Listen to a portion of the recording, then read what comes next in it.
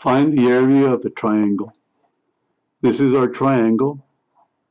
It has two equal sides, so that qualifies the triangle to be called an isosceles triangle. An isosceles triangle has at least two equal sides, two congruent sides. This segment is the height. Heights are always perpendicular. And this is a formula we need to find the area for the triangle. We're going to need the base and the height, and then divide by 2. We have the height already, but the base we do not have.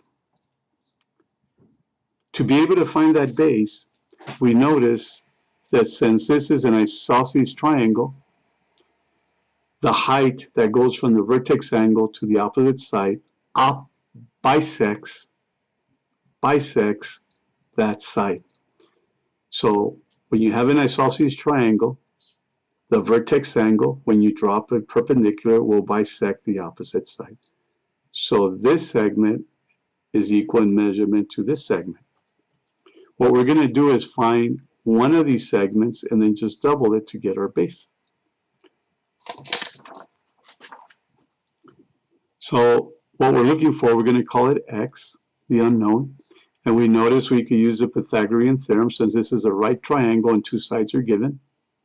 Remember that the c, the hypotenuse, is always found opposite the 90-degree angle. So the 60 is going to take this c. The other two sides are the legs. So we put the 40 here and square it, and then the unknown and square it. Simplify. 60 squared is 3600, 40 squared is 1600, plus x squared. Now isolate the x.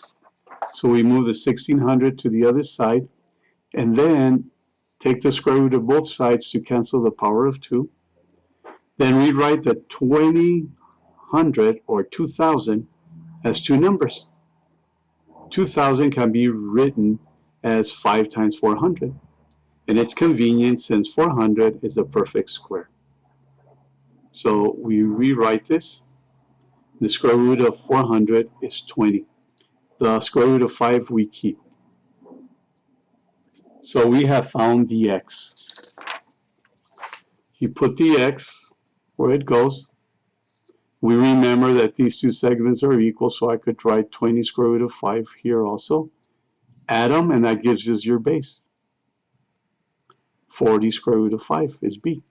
Now we could go back to the formula, put it where the b is, multiply it times 40, divide by 2, and we get 800 square root of 5 square units. Notice we have to say square units since we're talking about an area measurement.